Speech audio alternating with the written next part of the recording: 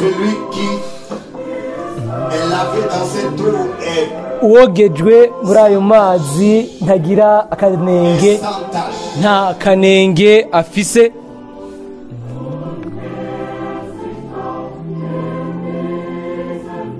Celui qui est lavé dans ce fleuve Uyogeje muri urwo ruzi est sans tache. ntagira akarabagu.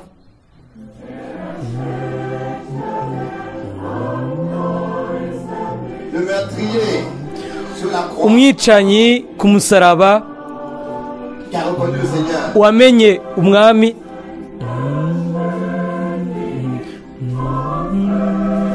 fut sauvé yarakijijwe et lavé de ses péchés. yozwa ibyaha byiwe, Lavé de ses péchés yogejwe ibyaha byiwe, et a été sans tache. yabaye atakanenge afise. Et moi, un pécheur, Nanje umunyabyaha grâce de vivre la même chose. mfise ubuntu bwo kuba muri ibyo bintu nyine.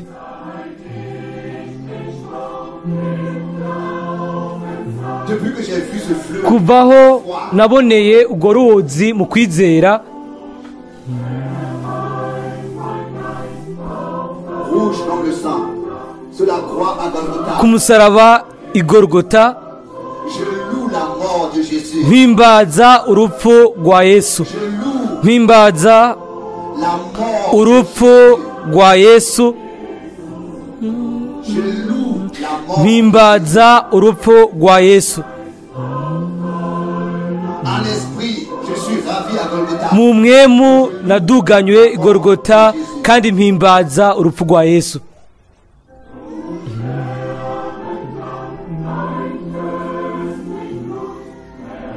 Ce sang précieux ne perd jamais. Amaraso yiwe y'igiciro ntigera atakaza ububasha. Aujourd'hui encore, N'uyu munsi elle purifie. arahumanura, arakiza, areza, arahumanura, arakiza indwara, arabohora. Uyu munsi naho arahumanura, arakiza indwara, arabohora.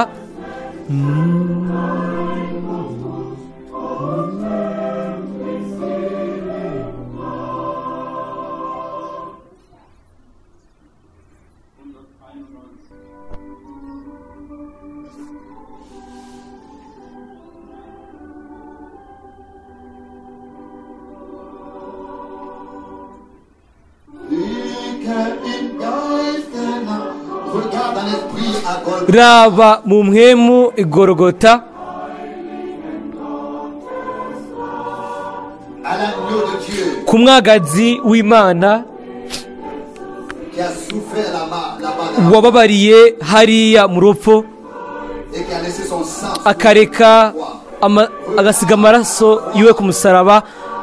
C'est là qu'il a, Raba ku musaraba niho yatangiye ubuzima bwiwe, il a souffert là-bas. yababarijwe hariya kubera wewe, Mort amère. urupfu rurura.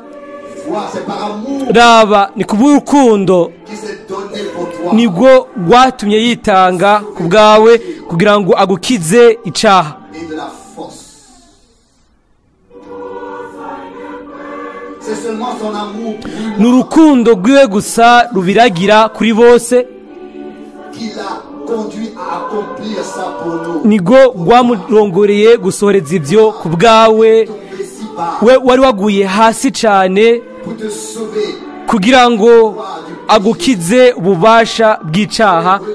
O raba ku musaraba C'est là qu'il a donné niho yatangiye ubuzima bwiwe pour toi. ku bwawe, Il a bu la mort amère. yanyweye ku rupfu rurura. Raba ni kubw'urukundo nibwo rwatumye yitanga kugira ngo agukize inkomezi z'ibyaha.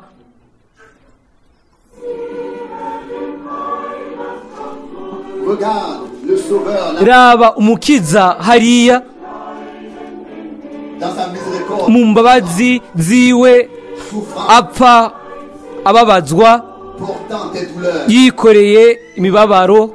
Lui, le seul mourut pour toi. uwo umwe yapfuye ku bwawe umwana w'imana Pour t'apporter kugira ngo akuzanire iragi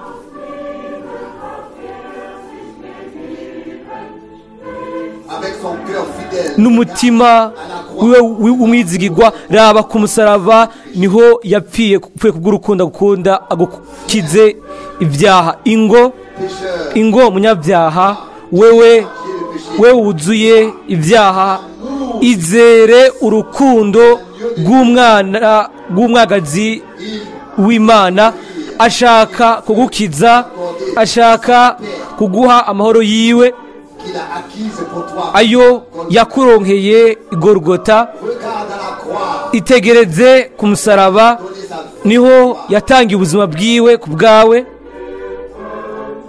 Qu'il a souffert la mort. niho C'est par amour yapfuye mu rupfu rurura qu'il s'est donné à toi. yitanze hariya ku bwawe ni ku bw'urukundo kugira ngo agukize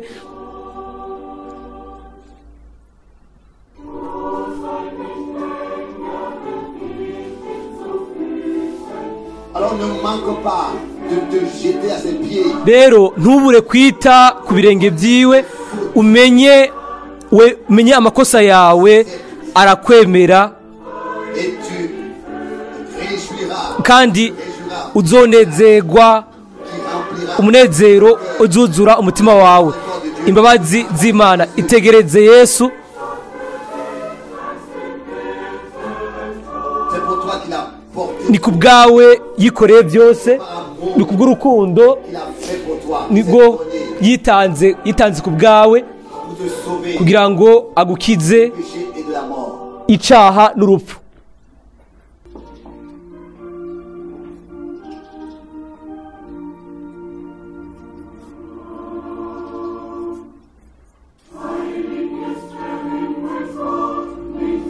Le ciel est saint, rien d'impur. ijuru ni ryera nta gihumanye kizinjirayo nta cyaha kizinjirayo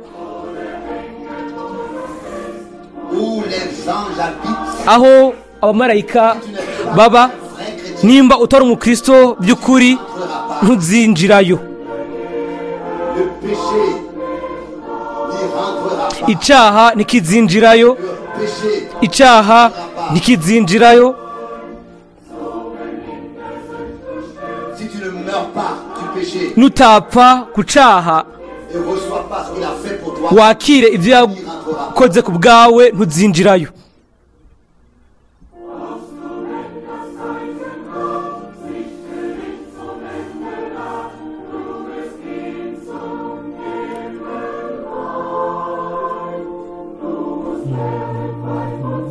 Espères-tu qu'après le temps wizigira ko inyuma y'ibihe et que la fin viendra, iherezo ryaje kuzoja mu ijuru être délivré du péché? utegerezwa kubohoka ku cyaha ukaba umwana by'ukuri w'imana kuko hariya icyaha ntikizinjira Le péché n'y rentrera jamais. icyaha ntikizinjirayo na rimwe Si tu ne meurs pas au péché, nutapfa ku cyaha nimba utarakibohoka ko nimba utakiriye ibyo yakoze ku bwawe tu n'iras pas au ciel. ntuzoja mu ijuru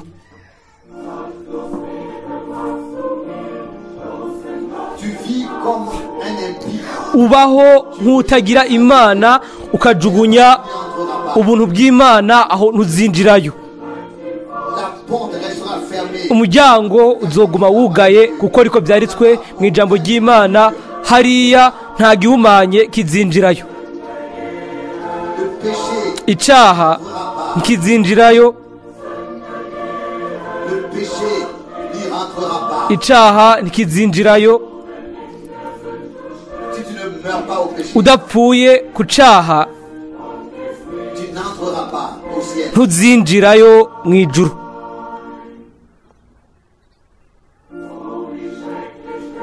Oh, comme ce sera terrible. o ngene bizoba biteye ubwoba ku ngingo nk'iyo yafashwe Tu seras perdu. kuko Là-bas en enfer, uzohonera mu kuzimu ce sera la souffrance uzoba ari imibabaro et les douleurs.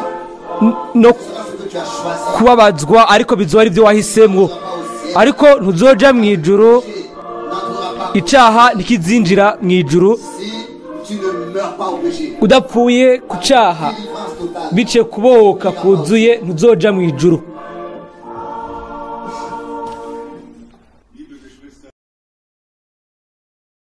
Bien-aimés frères et sœurs, bene data na bashiki banje bakundwa, nous saluons tous dans le précieux nom de notre ndabaramutsa nkomeje mu izina ry'umwami wacu Yesu Kristo kubwo kino gikorane cyo kwa Mungu mu gatondo, namwe muri ku murongo nous vous saluons aussi turabaramutsa chaleureusement. bikomeye.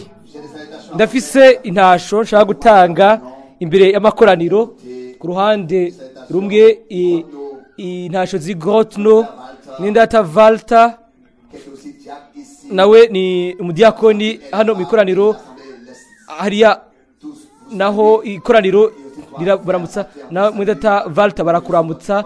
Turanezerwa iyo uri hagati muri twebwe n'indamukanyo za mwidata Paul Nyagi na bene data bashiki bacu bo muri Kenya, et aussi hamwe na mwidata Fred Stitz na bene data bashiki bacu bo muri Cuba, nabo barasaba ko penser à eux dans la prière. twobiyumvira ko mu masengesho. Ego hariya Il y a une catastrophe naturelle hari inzaduka zabaye, de manière économique dans le pays, mais hariho n'ibibazo by'ubutunzi, ariko ibyo byose reconnaissant de ce qu'ils peuvent être connectés. turashobora ko kubw'ijambo barashobora kuba bari ku murongo bakumviriza ijambo nyine twumviriza kandi baranezerwa. Nous nous réjouissons aussi Turanezerwa natwe yuko tous venus de loin et de près. muba mwaje muvuye hafi na kure kugira ngo turamutse tugenderere, kugira ngo mwumvirize ijambo ry'Imana, hanyuma twese hamwe tugire ugufatanya n'umwami no gufatanya hamwe ku bandi, kandi no kugira ngo dushinge intayi yuko turi kumwe. Oui, nous nous réjouissons. Ego turanezerwa kandi Il y a des frères qui sont venus de loin, hariho bene data bavuye kure, des frères de l'Afrique. bene data bo muri Afurika. Donc ici, Hano turafise notre frère M mwene data Empel hano du Ghana wo muri Ghana, et le contact avec frère Franck est de longues années. bari bazanye na mwene data Frank imyaka myinshi cyane, yadushingiye nahe bamenye imyaka za 70. Guhera ico gihe bari bafatanije byuzuye bari hamwe. Le Seigneur l'a utilisé Mwene data umwami 60 pays. umwami yaramukoresheje, yagende ibihugu bishika 60 akora hariya muri Ghana. Hano mwene data Emmanuel yicaye hano, A utilisé, nawe Imana yamukoresheje cyane mu bihugu il a aussi entrepris byinshi. un voyage en Macédonie. Yagenze urugendo aje Makedonia. Nous avons aussi le frère Gilbert Turafise na mwene data Gilbert wo mu w'Ipari, na mwene data Manase, mwene data Elve w'Iriyo de Lyon. w'Iriyo. Seigneur, puisse vous bénir tous Imana ibahezagire mwese bikomeye, bene data bose bari hano qui font en sorte bakora kugira ngo dushobore kugira kuronka amaritrasubira. Mwene data Sigla ari hano n'abasobanuzi benshi bari hano. Turanezerwa ku bantu bose bakora kugira ngo ubutumwa bukwiragizwe bishoboke. Turashaka kubiyumvira ko mu masengesho. Ego la chorale nk'uko korari yaririmbye, carton twitegereza ku musaraba là où notre aho umwami wacu yavirirana ku bwacu, aho yaretse ubuzima bwiwe ku bwacu, ariko là où aho péché ibyaha péchés sont crucifiés. byacu byabambigwa, ibi byaha ntibikiri kuri twebwe, byagumye ku musaraba. Kandi niyo nyifato turashobora kubaho buri munsi tugashimira umwami yuko yatugize bazima, Et que nous pouvons lui faire confiance. kandi tugashobora kuba twamugirira icizere. Turashima cyane kubw'ejo ku mugoroba kubw'ijambo ry'Imana twumvise. Et j'aimerais Nokunze gusa répondre cela avec kwishyura ibi n'ibyanditswe yuko abo bose toute écriture ibyanditswe byose inspirée par l'Esprit de Dieu. byahumetswe na mwemu w'Imana, birakwiriye kugira ngo twigishwe, dukosogwe, kugira ngo dutere intambwe, kugira ngo twubakwe, Pour que l'homme kugira ngo umuntu de Dieu w'Imana abe utunganye yiteguriye kugwa kiza cyose. Uko rero Imana itanga ubuntu bwayo kugira ngo iryo jambo ryahumetswe namwe mu Imana tushire mu bikorwa, kugira ngo ijambo ryiwe rishobora kuba rizima muri twebwe. Ndasaba meze Tarus aze arimbane natwe indirimbo nous devons pour prier d'abord que le frère ariko turahaguruka dusenge mbere hanyuma Tarusi araza kuza arimbana natwe indirimbo inyuma y'uko tuba twasomye ijambo ritangura. Mwami mwizigirwa, wewe uri umwizigirwa ahoraho, twese hamwe tuzanye amashimwe tuje imbere yawe. Turagushimira ku bwa Golgota, turagushimira ku bw'ijambo ry'umusaraba. Ni ubushobozi bw'Imana, tuguma dufatanye n'iryo jambo ry'ubugingo. Turagushimira yuko dufise ubuntu bwo kwakira iryo jambo, yuko muri kino gihe watugendereye mu buryo bwuzuye ubuntu, kandi n'umunsi nawo wadukoreye. Mbega nihe twoba tukaba turi imbere yawe, turi aho uvugira, aho wowe ubwawe ushaka gukorera wemeza ijambo ryawe. Mwami tugushize rino koraniro mu biganza byawe, uduhezagire mu butunzi bw'ubuntu bwawe, uhezagire abo bose bari ku murongo mu isi yose, udutegure biciye ku ijambo ryawe, kugira ngo ntitugende nk'uko twaje uyu munsi, ariko ureme muri twebwe ibiguhimbaye. Kugomba kwawe gukwereke hano ku isi. Tugushize mu biganza no koraniro, turagusabye umugisha wawe mu izina ryera rya Yesu, amen.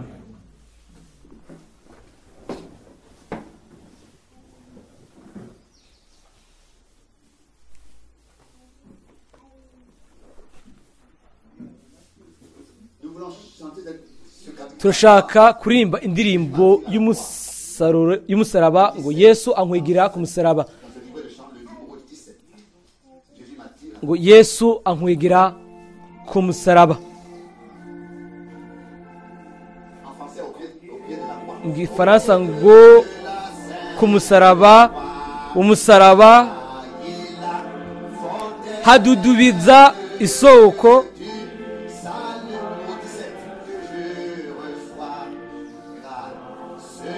niho nakirira ubuntu burengeye. Ku musaraba, ku musaraba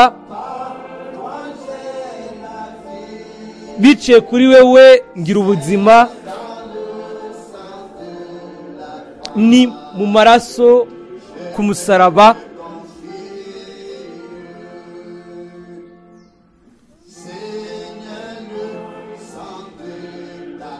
Mwami amaraso ku musaraba wawe, ibyaha byanje birahanagurika.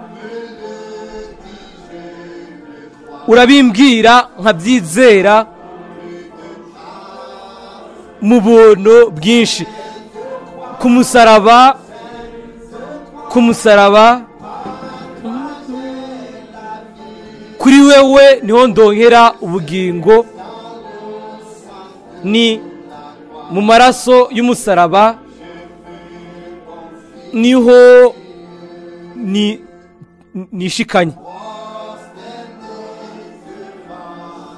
Nunamye imbere y'umusaraba,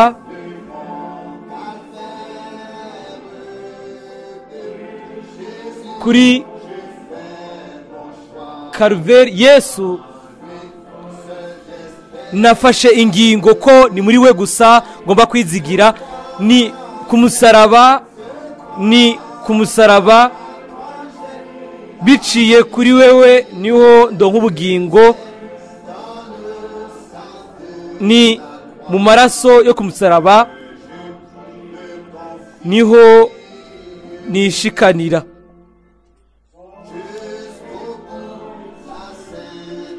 Gushitsa ku iherezo umusaraba wera kizoba icivugo canje gusa. Igihe nzobona hakurya mbona hejuru gusa uwo musaraba, ku musaraba niho ndonkera ubugingo, ni ku maraso ku musaraba niho nishikanira. Musaraba wera, musaraba wera niho kuri we niho ndonkera ubugingo, mu maraso niho shobora kwishikanira. Amen. Amen. Oui. Nibyo Je me suis demandé alors que nous avions chanté nibajije igihe two turaririmba iyo ndirimbo croix à la croix. ku musaraba Tous mes désirs sont tournés vers la croix. ibyifuzo byanje byose bija ku musaraba. D'être à la croix et dire Icyifuzo ni kuja ku musaraba nkagumaho. Ndibaza ko twese ari byo, ko twese ariho twaronkeye ikigongwe. Turacari abantu. Indirimbo iravuga ngo nza njugumira ku musaraba nuzuye ibyaha n'amakosa sans secours. atabutabazi. Il n'est pas venu avec beaucoup de savoir, Ntiyaje n'ubumenyi bwinshi, yaje sans aide. atabufasha afise. Où sont mes désirs? Ibyifuzo byanje birihe? Tout est venu à la croix. Byose byaje ku musaraba. Twagiye ku musaraba, munsi y'umusaraba. Ejo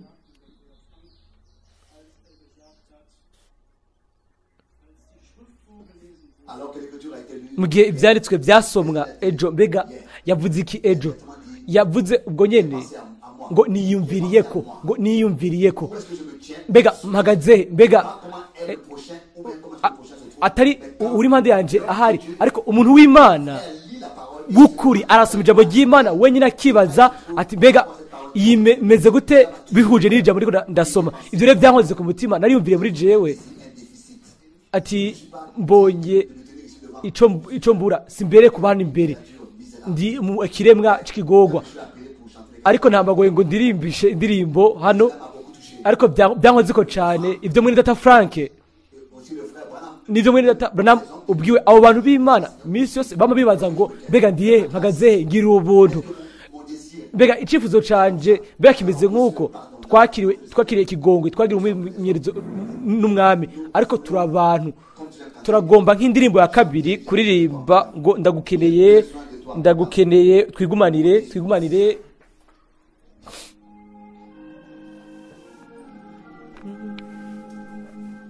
J'ai soif de ta présence, Ndakunyotewe chef de ma foi. mana mukuru ukizira kwanje, mbega nogira iki ntagufise? Buri munsi buri saha ndagukeneye, ingo Yesu ugumane nanje.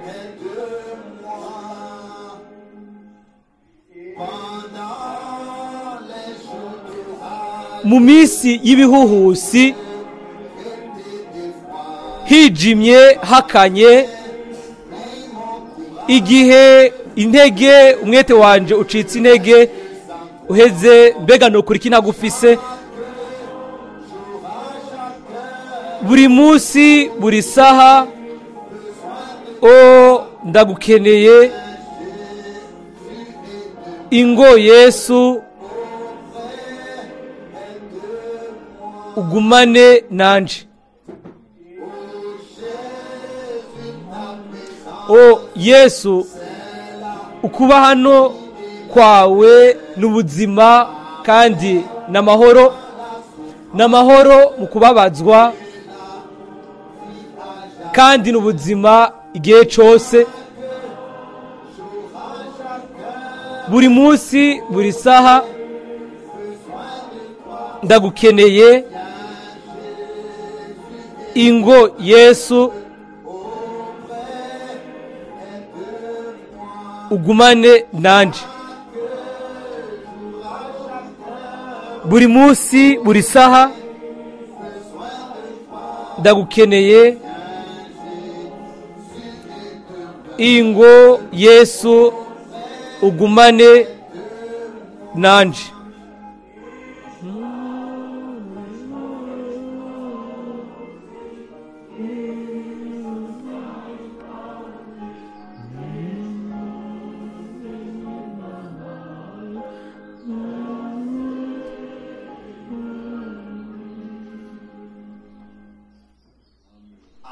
Amen. Ça, c'est notre prière, notre iri ni isengesho ryacu ni icyifuzo cyacu turakeneye umwami iciza rero ni uko umwami yavuze ngo ndi kumwe namwe iminsi yose gushika ku iherezo ry'isi ntari kure ari kumwe natwe igihe cyose iminsi yose ni imigenderanire y'ibwina iyo dukeneranye kuri we kandi nawe afitanye natwe izina ryiwe rihimbazwe nashaka nk'ijambo ritanguzwa gusoma ijambo ryo mu guharura 25 duhereye ku ntango guharura 25 guhera ku ntango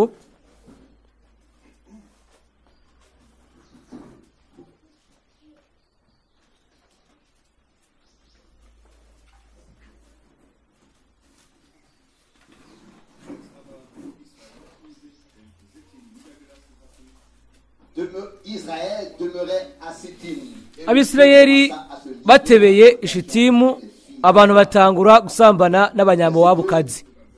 Umurongo wa 2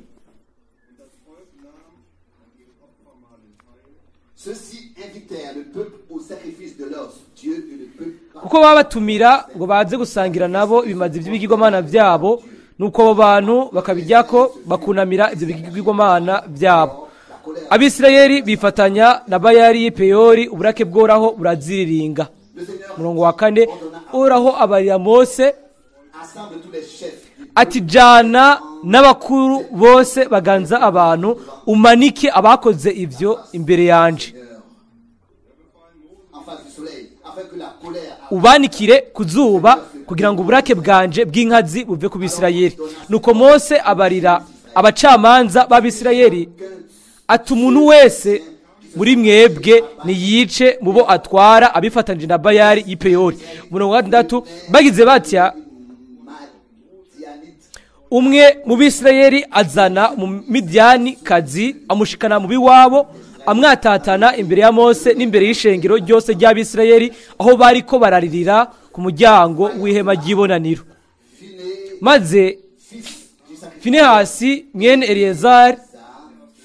Eliyazari wa Aroni umuherezi abibonye ava hasi hagati mu ishengero ahitana icumu akurikira wa mugabo w'Umwisirayeli haruguru mihema ryiwe abatubekeranisha icumu bompi wa mugabo w'Umwisirayeli na wa umugore rimutobekeranya mu nda. Uko niko ikiza cabogojwe mu Bisirayeli. Umurongo w'9 abishwe dico kiza bari ibihumbi 24.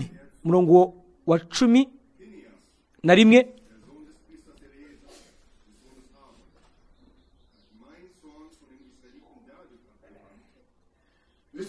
Mungu wa 10 Uhoraho abarira Mose ati Finehasi mwene Eliyazari wa Aroni umuherezi ahwamitse uburake bwanje atumye buva ku Bisirayeli kuko yagwaniye ifuhe ryanje muri bo bigatuma ntarandura Abisirayeli kubw'iryo fuhe ryanje. Nico gituma ukuye kuvuga yuko muhaye isezerano ryanje ry'amahoro rizomubera isezerano ry'ubuherezi bw'intahava bo n'uruvyaro rwiwe kuko yagize ifuhe ku bwanje jewe Imana yiwe agatangira Abisirayeli impongano. Ngo yatangiye impongano Abisirayeli ushikano mbega habaye iki?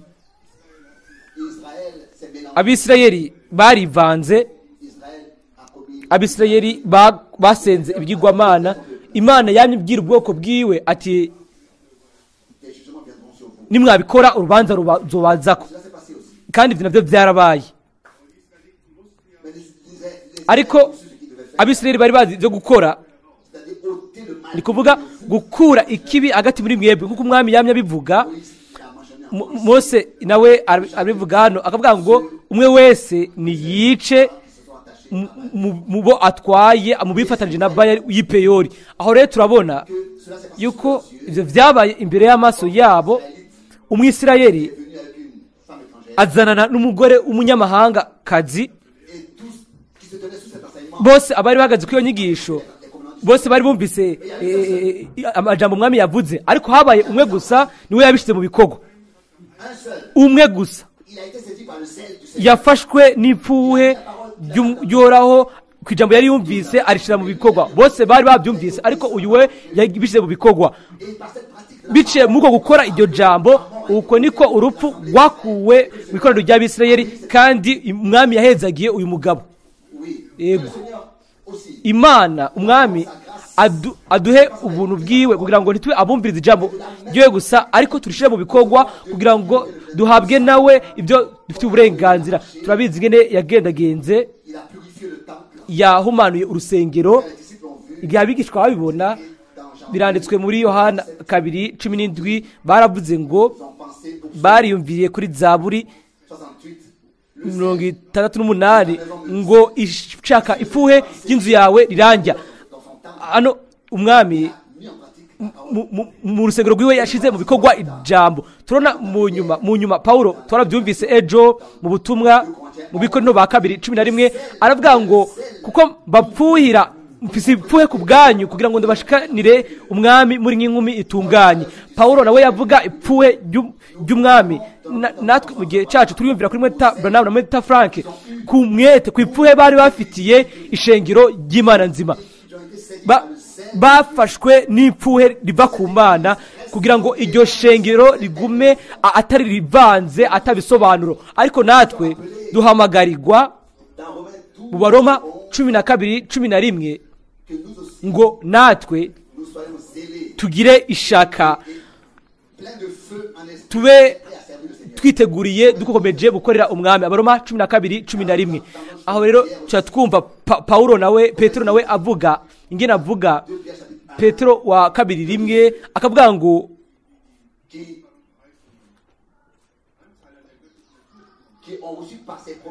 abahawe biciye ku masezerano y'akaburarugero kugira gusangira kamere k'Imana, arababwira ngo mushire ku mwete rwose, umwete wose, kumwongere ukwizera, mwongere ko ingeso nziza, ubwenge, ukwihangana, ukwirinda, ukubaha Imana, urukundo no gukunda abantu bose. Hanyuma tukabwirwa twebwe ngo dushiremo intege zose, kuko ahari ibyo bikagwira ngo ntituzoguma turi ngumba, ntituzoguma tudashira ijambo ry'Imana mu bikorwa, kandi ngo tuzokwakirwa mu bwami bwo mu ijuru. Uko niko duhamagarwa natwe mu gihe cyacu ngo dushire ijambo ry'Imana mu bikorwa, atari kuryumviriza gusa, ahubwo bitugire riduhe ubuzima, ntihabe hakiri muri twe bw'uruvange n'ibisobanuro.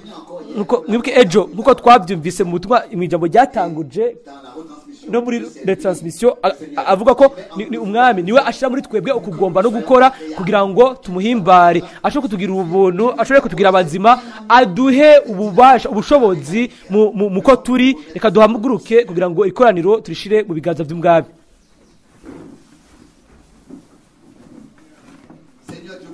Mana ishobora byose, turaje kuri wewe mwami. We bwawe wagize ipfuhe kubw'ubwoko bwawe ku musaraba Igorogota, waronse intsinzi kuri twebwe. Iyo ntsinzi niyo dushobora kubamwo. Turagushimira yuko hamwe nawe watugize bazima, kandi biciye kuri amasezerano mazima y'igiciro ayo twahawe, akaduha gusangira kamere n'Imana. Waduhaye inyigisho, washize ijambo ryawe mu mitima yacu mwami. Turagusabye ngo ugire igikorwa cyawe kizima, ushobore kuduha iryo pfuhe riguhimbara, kugira ngo dukore, kugira ngo ukuboko kwawe kuramburuke, umugisha wawe utuza ko ntituraba kuri twebwe, turabye kuri wewe. Wewe ushobora byose, wowe Imana nzima, wewe muri kino gihe watanze ijambo rizima, manu ishasha, ushobore kurema muri twebwe ibiguhimbara, ushobore kuvugira mu ijambo ryawe, utugire bazima. Turagushimira ku bw'ibyo, kandi wowe gusa niwe duha icubahiro. Ubure turagusabye umugisha wawe kubwo retransmission. Amen.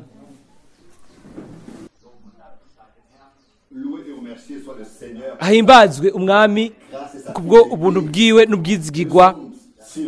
Turanezerwa cyane yuko tumuzi tukiri hano ku isi tukaba turabiwe tukaba tuzi ko yarishe ikiguzi ku bwacu kandi ko hariya ntituzoba turi ba kavantara hano kumbure twabaye ba kavantara inyuma y'uko twitandukanije n'isi twaba twarembeye ibyo rero bituma abantu batatwumva tugacika ba kavantara rimwe rimwe abantu bakaduhunga ntibanatumenye ntitube tugitahurwa ariko turazi ikintu kimwe nta kintu na kimwe gishobora kudufata kuko turazi uwaducunguye turazi uwatubohoye turazi uwaduhamagaye turazi uwatwikwegeye ko nicyo gituma turashobora kwihuza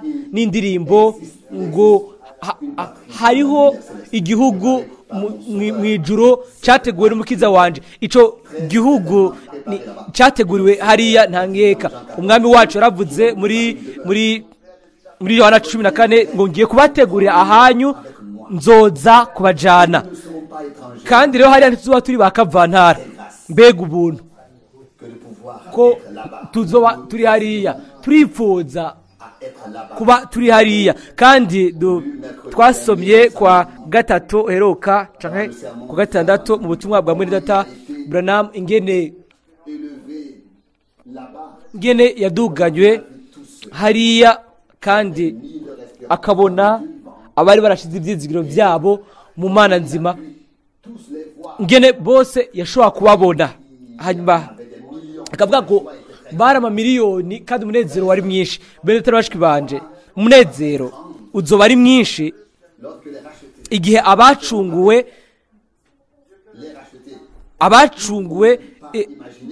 bari kumwe ntidushobora kwibaza ntidushobora no kuba twobyumva mu bwenge bwacu ariko kizoba ari ikintu cy'igitangaza ibibazo amarushwa yose ayo dutegerezwa gucamwo nta kwiriranye n'ubwiza buturindiriye hariya kubiturindiriye hariya nashaka gusoma umurongo wa muri Zaburi 95 imbere yuko dusengera hamwe hanyuma muri data Frank araza gufata ijambo kumbure turasoma iyi Zaburi 95 ni Zaburi nziza cyane kandi twese turayizi neza ariko hano habwirwa twebwe n'abizira bose mu bihe byose ngo nimuze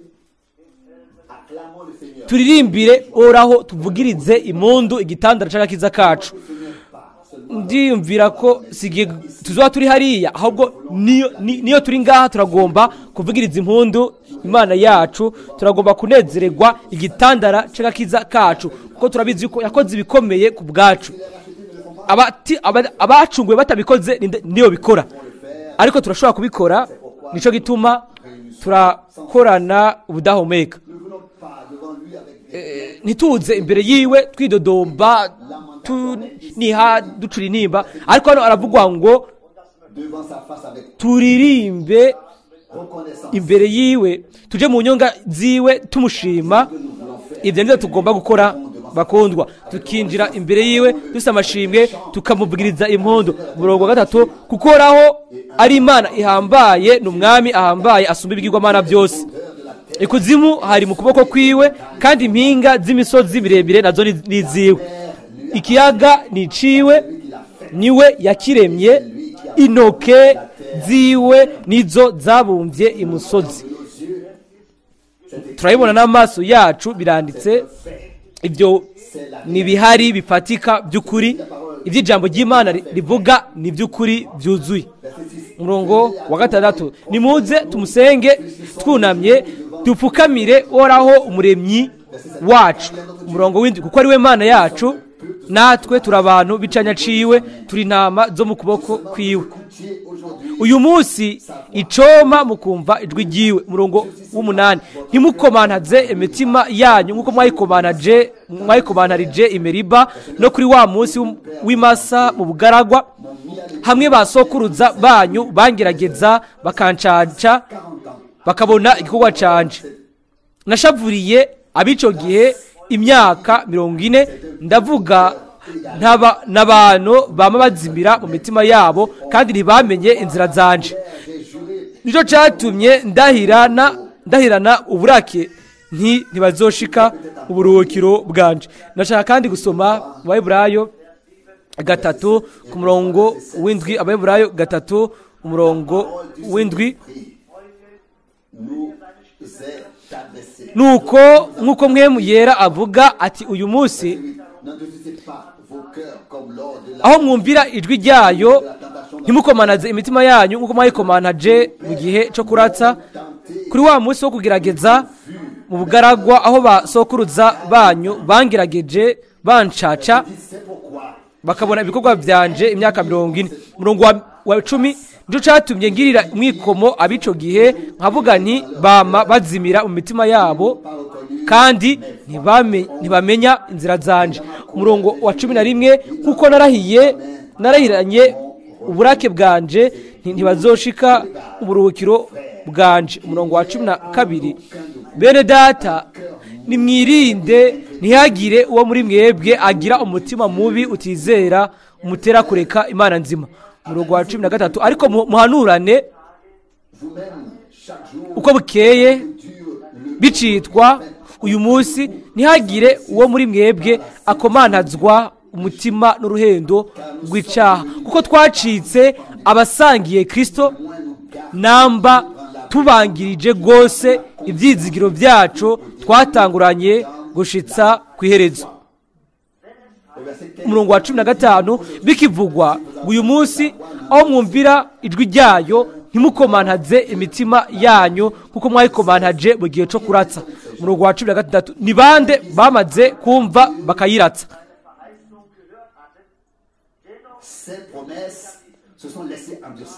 Nabumvise amasezerano yiwe hanyuma bareka barakomanazwa. Mbega sabavuye muri Egiputa bose barongowe na Mose. Umurongo wa 17 kandi ni bande yagiriye umwikomo imyaka 40. Sabacumuye imibyimba yabo igahindikirana ubugaragwa.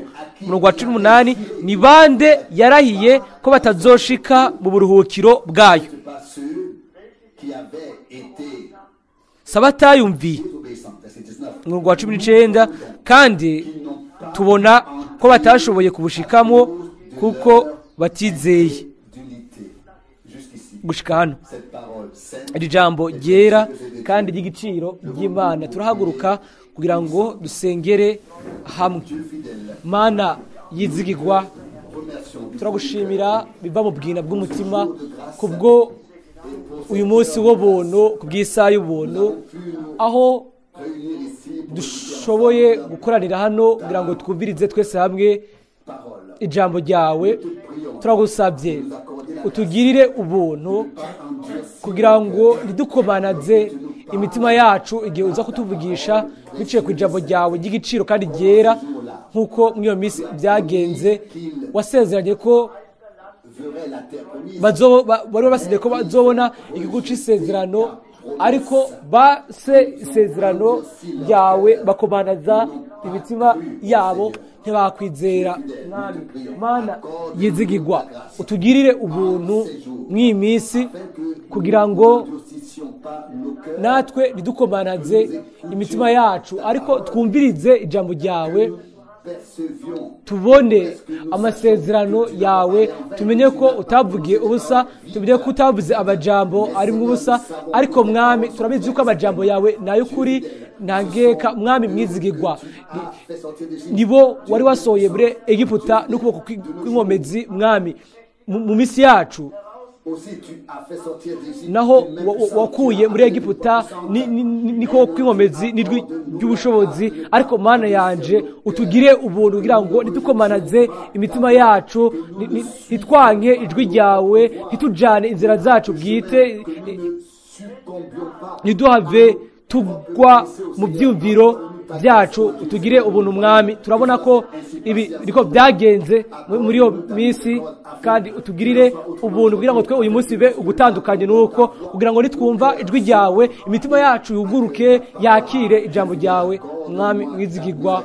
Ungirire akagongwe, utugire akagongwe twese abumvirize ijambo ryawe uyu munsi mwami. Turabizi yuko umwasi yashoboye muri iya minsi kuba hindukiza kuri byose, no mu minsi yacu naho umwasi akoresha inguvu ngo aharirize ubwoko bwawe ku ijambo ryawe n'ibindi byose. Ariko mwami urashaka neza gufasha no gutanga ubuntu bwawe n'ubu ku mugoroba, mu gihe dukoraniye hano mu izina ry'igitangaza rya Yesu. Utugire ubuntu bwo kumviriza, utange n'ubuntu bwo kuvuga, natwe uduhe imitima yugurutse kugira ngo duhimbaze izina ryawe, tukuninahaze, tugutazire, tuvuze impundu, kandi tuguhe amashimwe yacu no guhimbaza kuri byose mu izina rya Yesu. Haleluya, amen. Turicara. Mwendata Frank, uyu munsi sinshaka kuguma hano imbere kireka hari ikibazo ciza. Uyu munsi tuza kwiga ibya Bibiliya. Yego, ugwibazwa no gushimwa bibe ibyo mwami. Turashima cyane ko turi hano, kandi ko twakiriye bene data bo muri Polonye igihe runaka. Kumbure barafise ikibazo, byo bari byiza kumenya nimba hariho ibibazo. Ndizigira yuko haza kuba ibibazo byiza.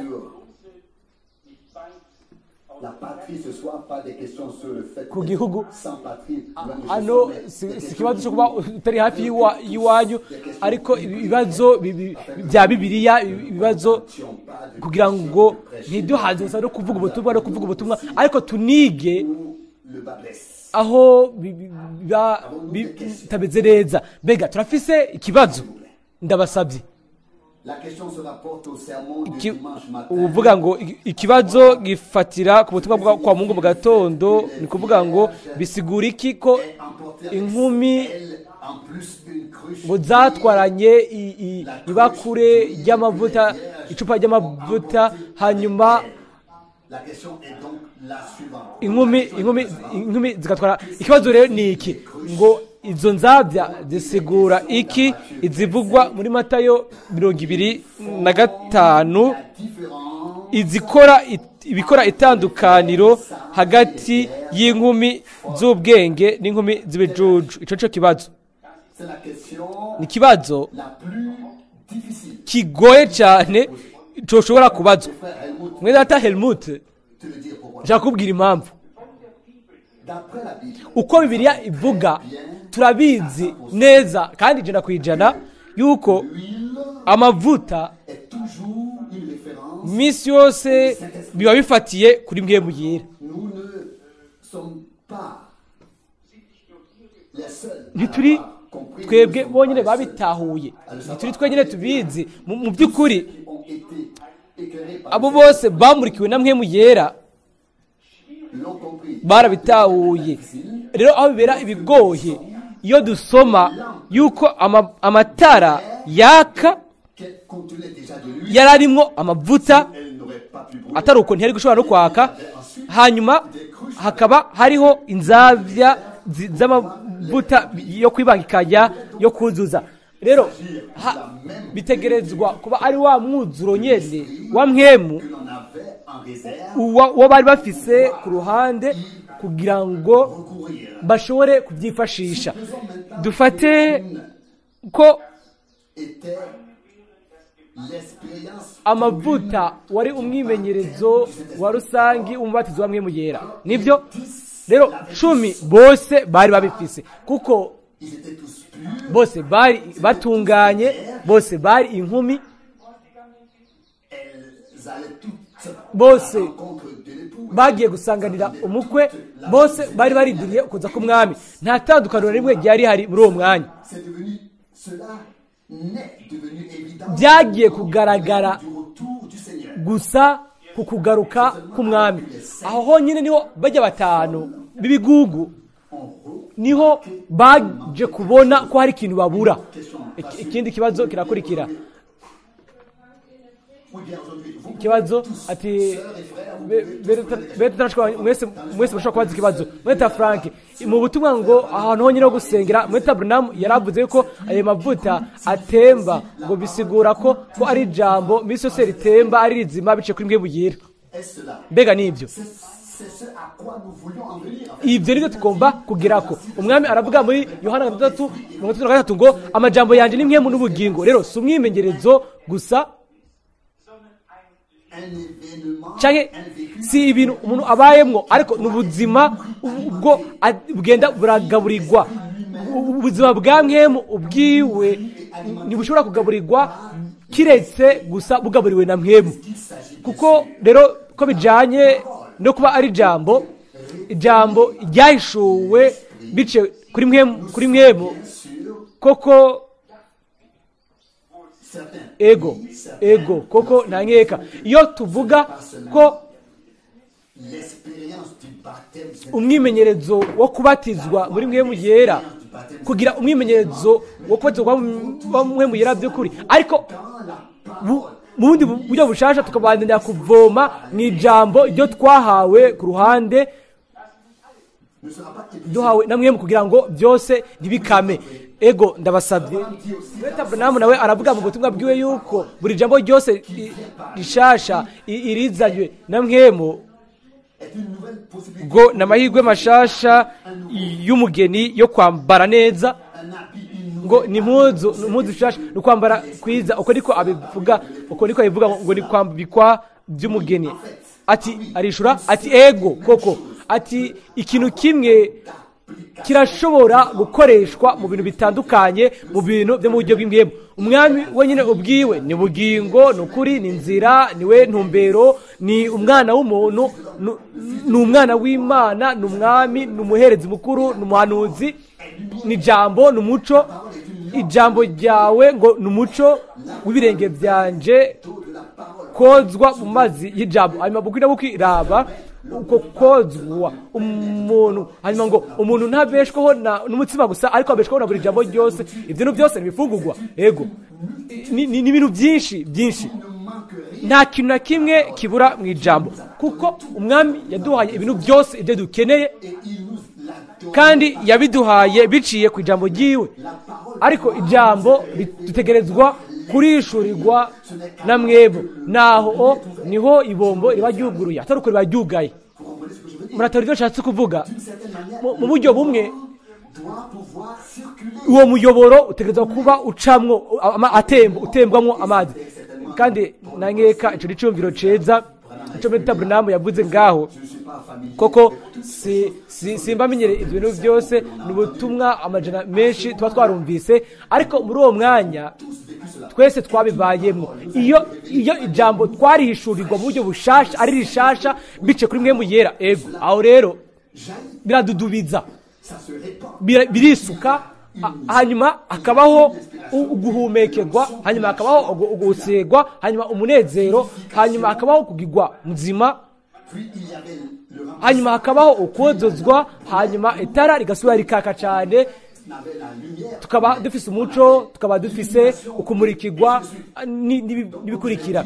Rero nk'uko nabivuze biragoye cyane kuri bamwe bishingiye kuri ibyo, bakaca bavuga ngo ibyo bisigura ngo n'ububatizo bamwe bugira.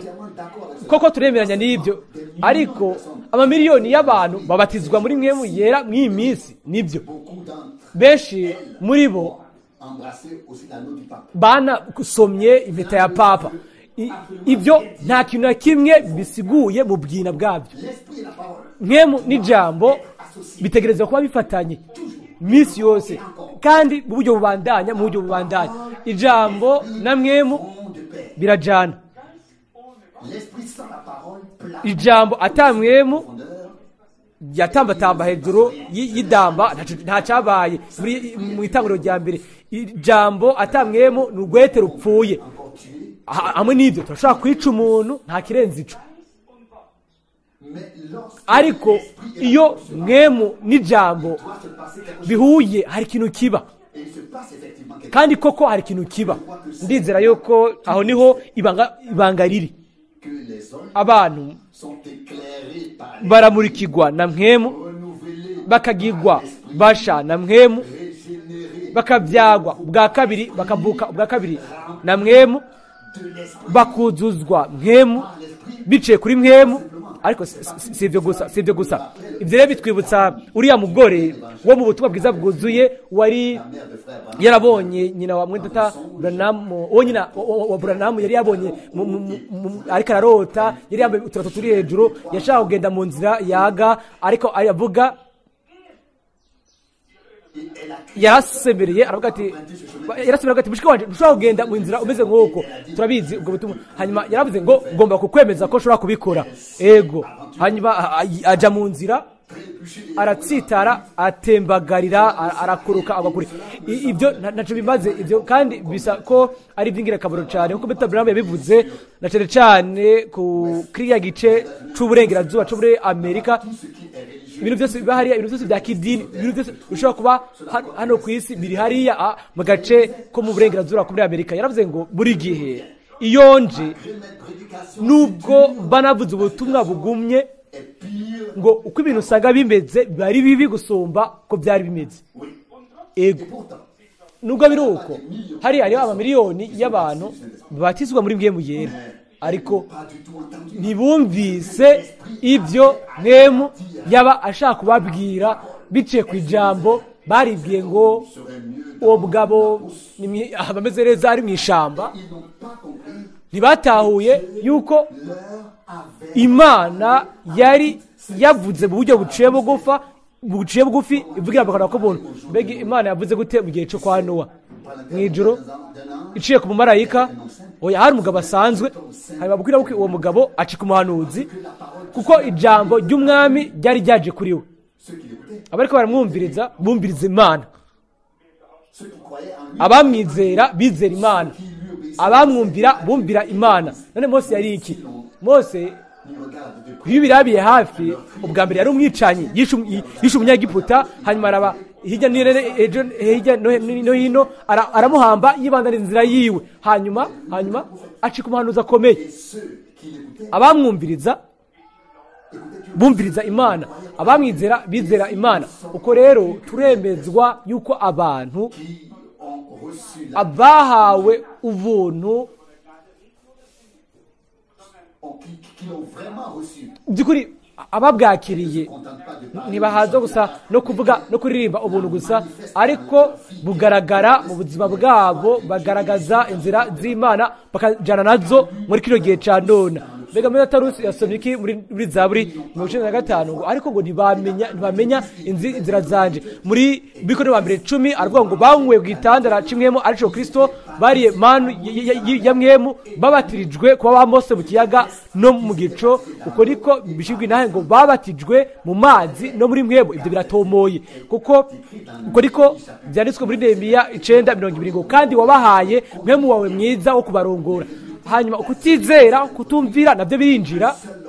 Umuntu umwe araza, yari Balamu, aravuga ati twebwe abanyamowabu namwe mufise Imana, tuko dusobanura ubutumwa uyu munsi. Yaravuze ngo turagomba kugira umunsi mukuru twese hamwe. Umunsi mukuru wari wamaze gushika. Mwendata Branham aravuga ngo nta na rimwe Imana ntiyigeze ibababarira ico caha. Ni ikintu ciza kuba guhamagagwa n'Imana, ni ikintu ciza cyo guhamagagwa n'Imana gusohoka, ariko ari ikintu cigitangaza. Ibyo bikwega inshingano zikomeye iyo twamurikiwe mu gihe c'ubuhanuzi. Siriyumvira yuko Imana yoba ikara cyane mu gihe cyo kutamenya. Haravugwa mu byakozwe n'intumwa ngo Imana yirengagije igihe cyo kutamenya, ariko guhera umwanya aho Imana yiyerekaniye, aho Imana igaragarije ikagaragaza ubugomba kwayo, ico ni ikintu cyo gufata nkaba. Aho rero bitegerezwa kwizera kandi tukumvira. Oui. Ego. Avons-nous compris? Mbega ibyo twabitahuye? Je vous en prie. Okay, ndabibasabye. Hariho ikindi kibazo kiraba abifilipi 2:1-2, ikibazo ahavugwa ngo ingene ishengero tegerezwa kutwagwa, ahavugwa yuko tegerezwa kuba duhuje umutima, tudaharira, ngo ntitubege ndafise ibyo kuri n'ibindi. Mbega ibyo bisigura iki mu bintu tubayemwo uyu munsi? Dufatiye muri Filipi 1:27, muri Filipi 1:27, yego, abifilipi 1:27 ngo ariko kimwe gusa ingeso zanyu zimere nk'uko bibereye ubutumwa bwiza bwa Kristo, kugira ngo nje kubagendera canke ntaje, numve ibyanyu ko muhagaze mushikamye mufise imwemu imwe, muhuje umutima, mugwanira ukwizera ubutumwa bwiza.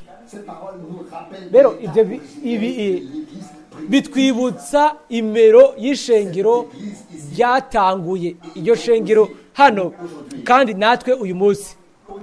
Ku ntango hariho gusa abantu bashizweho n'Imana,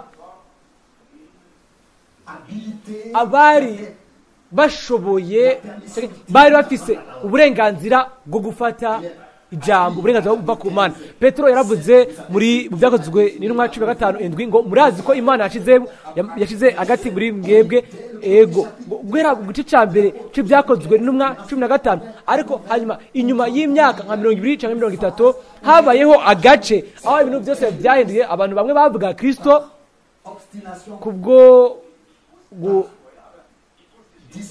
kubw'imari, kubwo imitegekere. Ndibaza ko biranditswe, ngomba kubiraba neza ni muri Filipi, sinidabizi, ariko ndazi ko byanditswe ahantu runaka, ariko byanditswe hano ku murongo wa 15 mu Filipi 1:15 ngo mugabo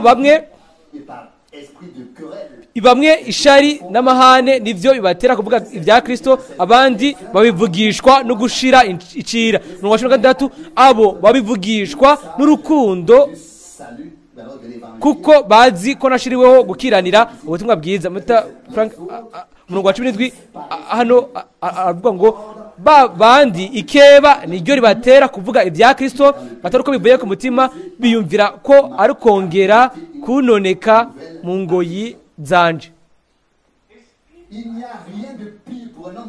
Nta kintu kibi ku muntu w'Imana nko kubona ko hariho ikintu gikogwa mu buryo bwo kwirarika mu bwami bw'Imana.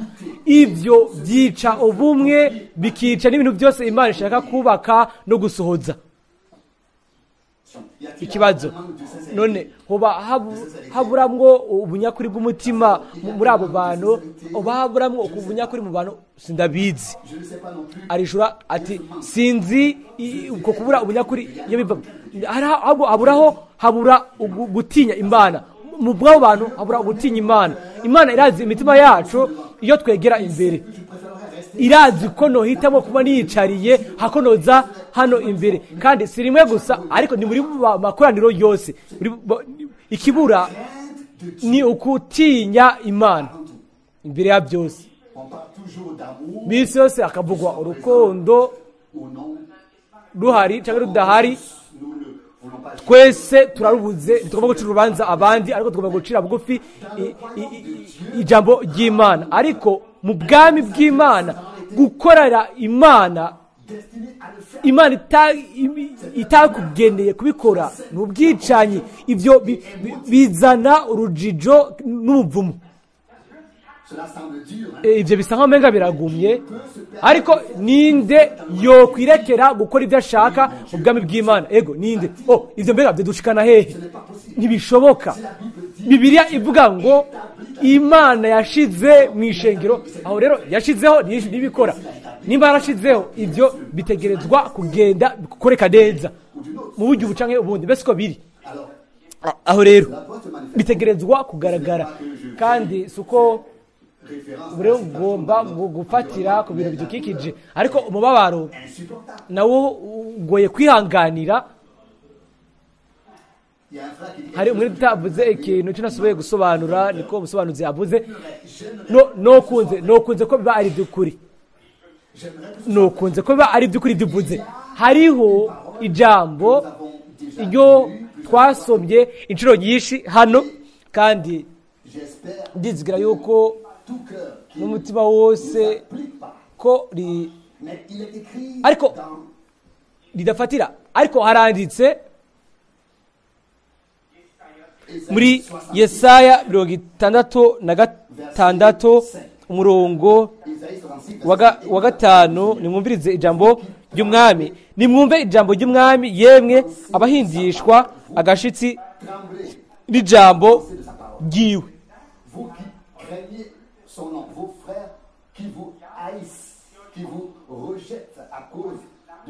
ati bene wanyu babanka bakabaca babahoye izina ryanje baravuze ngoraho nagaragaze icubahiro ciwe turabe umunezero wanyu ariko nibo bazomaramara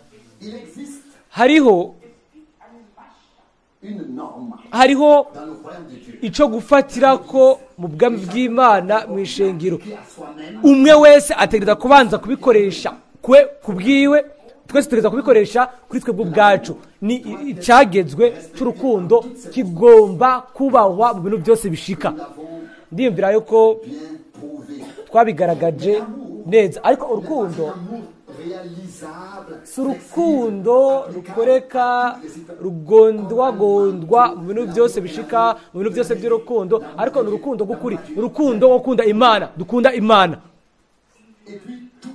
hanyuma byose bitegerezwa gupfunywa imbere y'Imana bikamenya gahunda y'Imana mu bintu byose ndibuka ashobora kuba hari mu 58 igihe nari i Jeffersonville nari natumiwe mu koraniro aho hari umuvugabutumwa w'umugore yari yanditse igitabo gitangaje ku mpano zamwe mu bamaye n'icyo gitabo yari yanditse ibintu byiza azi kuri mwe tabranamu mu mpapuro zitangura hanyuma arandika hanyuma naribwiwe ati none bishoboka gute yuko abantu babaye munsi y'ubukozi nk'uburaho bakicara bakumviriza hanyuma bagatangura ubukozi bwabo bwite kandi we nk'umugore hanyuma akanandika igitabo kinini kidasanzwe kukira kw'indwara ku burongozi bwamwe mu yera n'ibindi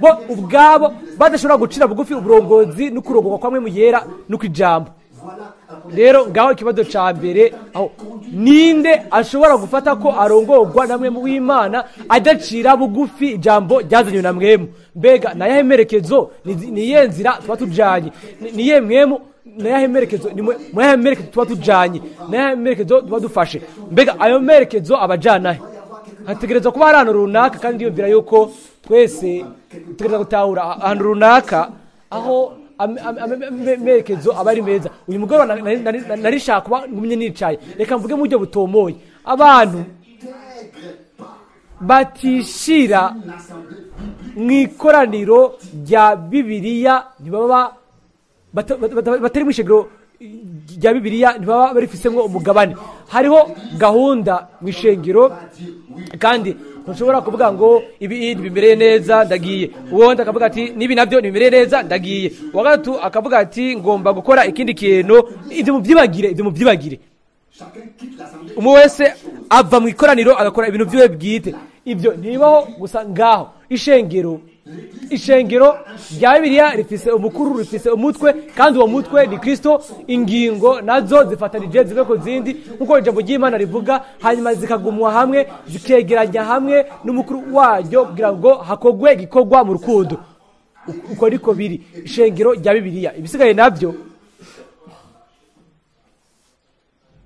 bishobora kuba ikindi kintu bishobora kubaho atari uko twotembagaza ijambo ry'Imana umwere data umwe arabaza ikibazo ati ego ari ikindi kibazo rero kica kiza mu wundi buryo mu ikoraniro rya Bibiliya hategerezwa kuba hariho n'ukozi n'impano nibyo kandi aho naho twagizemo umwimenyerezo hanyuma mu nyuma turatahura n'uyu munsi nabisomye mu butumwa gahunda mu ishengero impano ntizikoreshwa gusa hano na hariya ariko ni imbere y'Imana mu masengesho imbere y'igikorane kugira ngo ntihabeho ibintu bimera nabi abumviriza kandi tuba twidegembya turahagarara tugashimika kuri ibyo yuko bikwiye gukoreshwa ko abene data cyangwa abashiki bacu bumva basunikwa imbere mu mitima bakaba bazi neza ko bafise impano za mwemu bategerezwa gufata ayo mahirwe uko biri. Ndiyumvira yuko twokwegera imbere neza bimeze uko iyo abo bose bafise impano ya mwemu bafashe ibyo mu buryo nka nkama ko umuntu umuzezi wa shengero abimenya umuntu wese w'Imana akabimenya iyo afise ubukozi.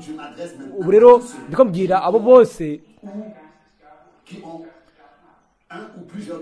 bafise impano imwe canke nyinshi za mwemu iyo dufashe twese hamwe igikorwa c'Imana twigifata nka nkama kikaba kiri ku mitima yacu by'ukuri. Mweta Branham mbega avuga iki? Aravuga ngo hariho abakiri bato batigira baronka aho bamenera akaba ari ikintu kinyegeje mu buzima bwabo bagasenga ariko ntibegera imbere.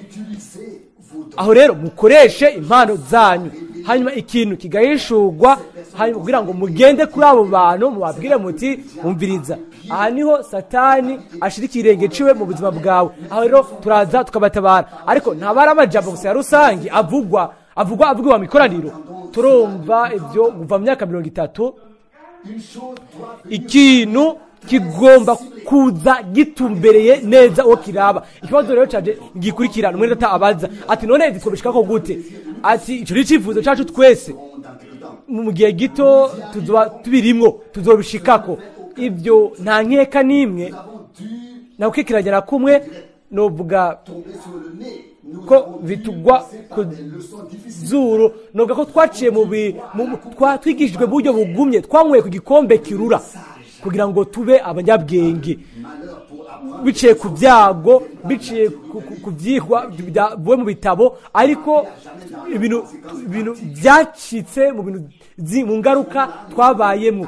Rero kuri ibyo turashobora kwemeza dushize amanga yuko Imana muri shengero ryayo ku iherezo izoba iri aho yari kumwe naryo ku ntango. Rero nimba mubyibuka naramaze kubisobanura hano ku ntango cyane ku ntango nshaka kuvuga ku ntango cyane nta numwe yakora yubaho gukora icyo cyose ngo agire icyo cyose ngo avuge ubutumwa agakize. Nta numwe hariho ugutinya Imana nko kuri aho hagati mu bantu. Inyuma y'igihe runaka ibintu birahinduka ariko tugaruka ubu mwayo merekezo nyene turi mu ntambuko dutera imbere gushitsa aho tuzoshikira aho ishengero mu gutinya Imana rizoba riri mu burongozi butumbereye bwamwe mu yera ryambitswe ubushobozi buva mu ijuru kugira ngo rikore ubukozi bwa Yesu ubukwerezo ni bikenerwa biva ku Mana. Ibuye ry'imfuruka twarabyumvise rishobora gusa kuza ishengero ryamaze gutegurwa ritumberejwe neza niho rishobora kuza ariko turi mu nzira tugana ibyo. Inyungu tubifisemwo nuko atakintu tuvyishiramwo mu mutwe by'ivyo biro byacu cyane ku bandi ntiturema icuka ariko turindira ko Imana ibikora. Shaka ikintu gishasha by'ukuri kiva ku Mana canke nta kintu kimwe shaka no hitamo gutaha mu rugo atakintu ntwaye nkembera ukwagirizwa niko cyari koraniro ribishe hako no kwibesha ubwanje. Hariho ikindi kibazo bega siko bimeze kuri jewe bega ntitwadutinya kwigurira umwami atari gutinya Imana ariko bikaba ari ubundi bwoba. Ndabizi kuri bamwe niko bimeze ku bandi birashobora kuba bimeze uko kundi harashobora kuba ari gutinya uko kwiyongerako kutizera hanyuma akogerako kutumvira hamwe n'ibindi bintu kuba ari gutinya ubwoba bundi ubwoba bwo gutinya gukora ikintu kitameze neza ariko muri rusange ndiyumvira yuko ku isaha ije tudakeneye kugira icyumviro tubyishyiramo, imana izokora nk'uko ibishaka mu gihe ishaka. Reka tubivuga kuri mbega imana yaturongoye gute muri imyaka yose mu kubonesherezwa no mu kundi buryo bw'uko twagaragaje uburyo bwa Bibiliya n'ibyo ibyo byose. Ego no kuvuga ngo Dr. Branham nuko atabivuze, murazi ibyo shaka kuvuga. Umuhanuzi ntashobora kuvuga yivuga ubwiwe yivugira, ibyo bitegereza kuba ari ibintu bitomoye bimurikiwe biciye mukurikira.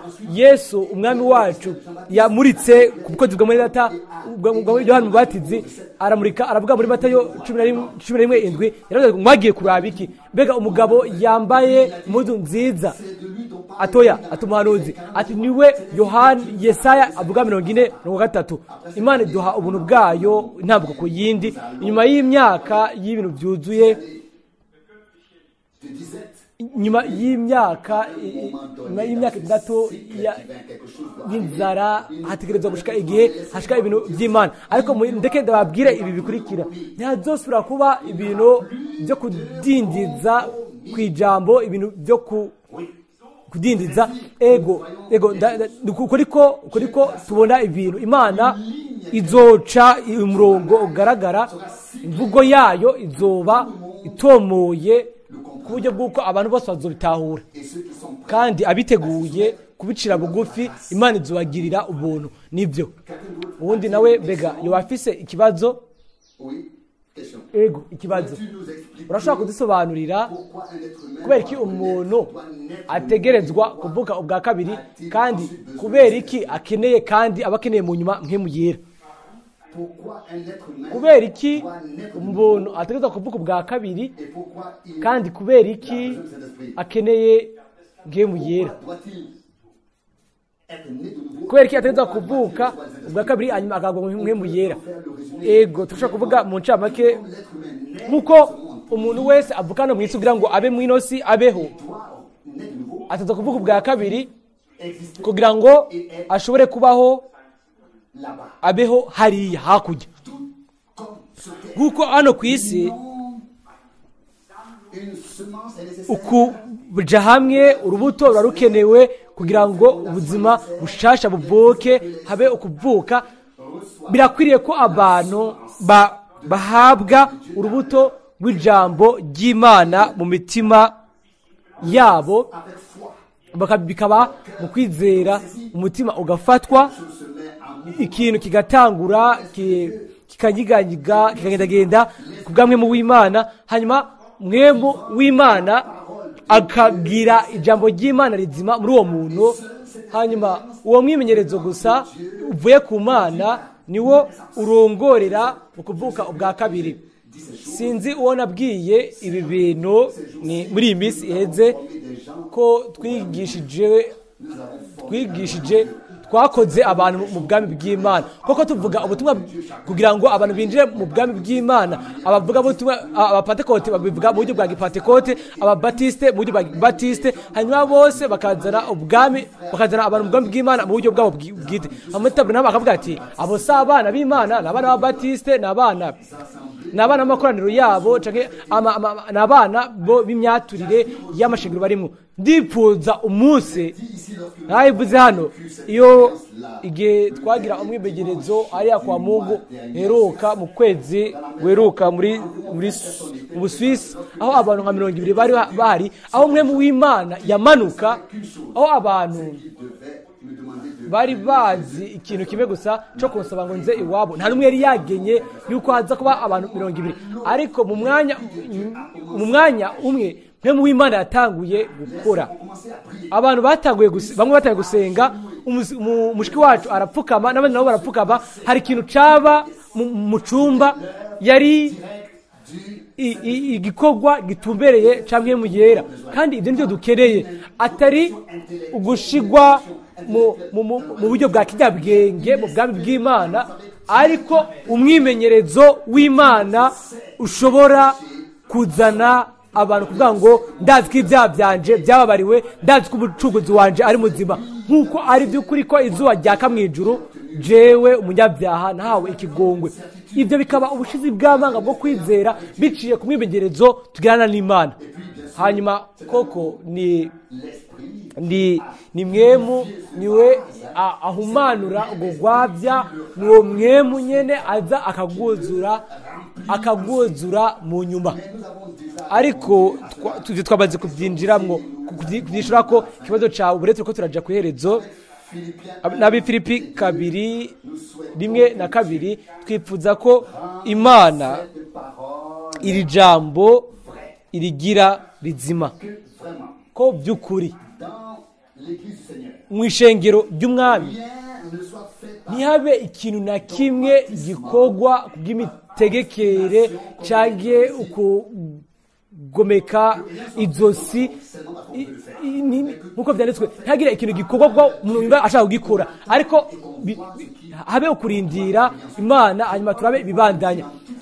Niza ko twabivuga n'umutima nama mwiza wose ko mu myaka 20 twarongowe namwe w'Imana mu buryo bwinshi butandukanye. Hariho itandukaniro hagati kwizera yuko urongowe namwe mu w'Imana, hanyuma ukaraba inyuma ukabona ko ukwizera yuko warongwa namwe mu w'Imana, waraba inyuma ukabona ko by'ukuri kwari kurongorwa namwe mu w'Imana. Hanyuma hariho n'ibimenyamenya ibyo twagiye turahabwa mu gihe kimwe n'ikindi, kandi turashima Imana. Tuvuge yuko turi mu gace duhoze duhagaritse, rero aho ntituko turishigikira, ahubwo nk'igihushane ntitwiyumva neza. Ariko ibintu bikomeye by'umuntu bwite, ibintu bya muntu, ibyo nashobora kubazanira ngo mu gihugu cyacu canke mu burayi bwose no mu isi yose, iyo niyo bari inyishu. Inyishu itegerezwa kuba ari ikintu kivuye ku Mana, kandi inyishu yavuye ku Mana. Ndashobora kubivuga mu buryo bwo gushira amanga mu kwa kane ko mu 1966 nta muntu n'umwe yarazi uko ibintu bigomba kubandanya. Uko niko Mweta Frank yavuze Jeffersonville, avuga ibigiye gushika, kandi uko niko byatanguye, nta kundi byagenze. Rero hagati ngaho ibintu rero uko byabaye Imana ashobora kubihindura, biramera nabi, birambabaza, ariko tubaye ahantu hari umwidegembya, umuntu wese akora ibyo ashaka. Mu bwami bw'Imana rero siko bimeze. Ibyo rero tugomba gushimika ko si mu bwami bw'Imana. Nimba dushobora gushaka ku mutima ijambo ryo muri Filipi 2:2 ngo uguhumurizwa, uguzwa imbabazi, ngo umunezero, nabarwa imbabazi, gusangira mwebwe ikigongwe, mwuzuye umunezero wanje, muhanije imitima, musangiye urukundo rumwe, muhuje umutima n'inama. Ico cyumviro kimwe gitegereza kuba ari camwe mu Yesu Kristo. Ntaco bifasha hano kuba we wiyumvira nka jewe. Iyumvire yuko nimwiyumvire gato, twiyumvira twese nka wewe. Ego ivyo dukwara hehe, tukaba dufise uko tumeze nk'uko umuntu wese ameze hano ukomeze. Twofata uwo muntu nk'icitegerezo cacu tugashaka kumera nkawe. Oya, ko bari kwigana abantu. Oya, dutegerezwa kugira ibyiyumviro byari muri Yesu Kristo, nta bundi buryo buhari. Ubwo buryo, ivyo byiyumvo byo si amajambo, turabihabwa mu buryo bufatika bw'ukuri biciye kuri mwe mu yera. Ariko atari biciye gusa kuri mwe mu yera n'imvugo gusa, imvugo, ariko by'ukuri biciye ku bushobozi buduhindura, bukatwuzura, bugaragaza by'ukuri ubuzima bwa Kristo muri twebwe, bigaragaza yuko ivyo bintu biri muri twebwe kandi biciye kuri twebwe. Ntiducibwa urubanza biciye kuri tuvuga. Ubuzima bwacu butegerezwa kubigaragaza mu buryo buca mu bundi, kandi ico kiba kimenyamenya ciza nyaco. Mweta Abraham yaravuze ahantu runaka biraba ubumenyi bwa Kristo, ngo kubiraba urukundo, ngo nibo babifise bwinshi, base byinshi, ngo niko bisa. Ariko ntibizera na gato kuguhindukira, ariko barafashanya, bakariha amafacture yo mu bitaro, bagafashanya hagati muri bo. Ngo kandi naho notanga umubiri wanje ugaturirwa, nkatanga ibyanje byose ku bakene, ariko nafise urukundo rw'Imana, bijyanye no kuba ni ibintu by'imana. Urukundo rutegereza kuba ari urw'imana, atari ibigumbagumba, umereye neza, ntuyumva neza hamwe nawe, ubundi nawe ntakumereye neza, sinirufise. Mbega ibyo ni biki? Oya, mbega mwakirana bamwe ku bandi nk'uko imana yatwemeye muri Kristo ku bw'ubuntu bw'imana. Iyo niyo nzira ya Bibiliya. Abaroma 15:7 niho dushobora gushikira intumbero imana iturindire mu ijambo ryayo gushitsa ku iherezo. Amen. Ibyo rero bitanzwe izotuzigama mu buntu bwayo, mu mahoro yayo no mu rukundo rwayo. Umuntu agumye mu ijambo, Yesu aravuga ngo uguma muri jewe amajambo yanje aguma muri we, niryo banga. Ndizera kandi uyu munsi yuko twagumye mu ijambo. Nimba twagumye mu ijambo rero twagumye muri mwemwe, kumbure ibyo ntibyagaragajwe mu gusimbagurika no mu mpano. Ibyo bizogaragara iyo imana izokorera ibintu mu by'ukuri ibyo tuzonezererwa. Iyo haririmbwa indirimbo nziza, umuntu akazunguza umutwe ntatabura impamvu. Bibiliya iravuga ngo umuntu ababaye nasenge, umuntu anezerewe aririmbe amazaburi. Mu wese agomba kuza imbere y'Imana mu kontu nyene aba ameze. Ariko nk'uko Tarusi yabidusomeye muri 95, iyo tuje imbere y'umwami dutegerezwa koza dufise amashimwe, ntaco bitwaye ibintu biba byashitse. Uko niko biri, ni ijambo ry'Imana. Muze imbere yayo mwishimira. Yatanguye neza, atari mu kwidodomba, atari mu kwidodomba, mu gukekeranya. Nta muntu agomba kuza imbere y'Imana azanye ibyo bintu, ariko aze no mu mashimwe, kuko uko niko tuza imbere y'Imana dufise ukwizera yuko mu bintu twokwidogera, mu bintu twidodombera, muri ibyo niho tuba tuyigiriye icizere yuko ishobora kubihindura bikamera neza. Nico gutuma tuza imbere yayo dufise amashimwe. Ibyo byankoze ko cyane, ndashimira Imana kubw'iryo jambo. Mbega ni iki dusigaranye cyo gukora? Turetse gushimira umwami n'umutima wose kubw'ubuntu bwayo n'ubwizigirwa bwayo. Amen. Turahaguruka.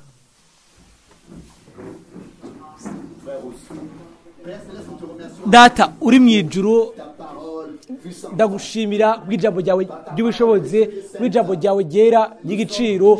Turakozwe ko kandi turaguhimbaza, uguhimbazwa n'ugusegwa. Mwami, ntuhindura ijambo ryawe, ntuhindura n'ibyumviro byawe. Tube tumeze nk'uko ijambo ryawe rivuga, tugire ibyumviro nk'uko ijambo ryawe rivuga. Duhuze umutima n'inama, tufatanyije nawe gushika aho tuzoba mu kwizera tukabona Mwami.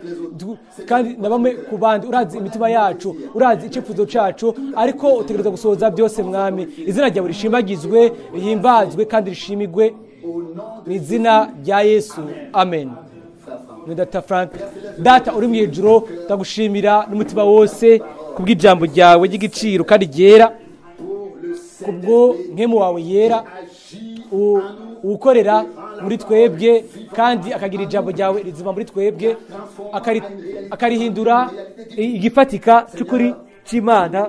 Mwami, turagushimira yuko wadufashije gushika uyu munsi, kandi ko ubandanya kubikora. Ndagushimira kubwo amaraso yawe yamenetse, kubw'ijambo ryawe no kubwo nkemu wawe yera. Utuzigame mu buntu bwawe, kandi ubane natwe, kandi ubane n'ubwoko bwawe bwose hano ku isi. Mwami, ukore wumvikanishe umuhamagaro wawe, uri ngo reka abantu banje bagende kugira ngo bankorere. Mwami, ku iherezo uzobikora kandi bizogaragara. Izina ryawe ryera rihimbazwe. Amen.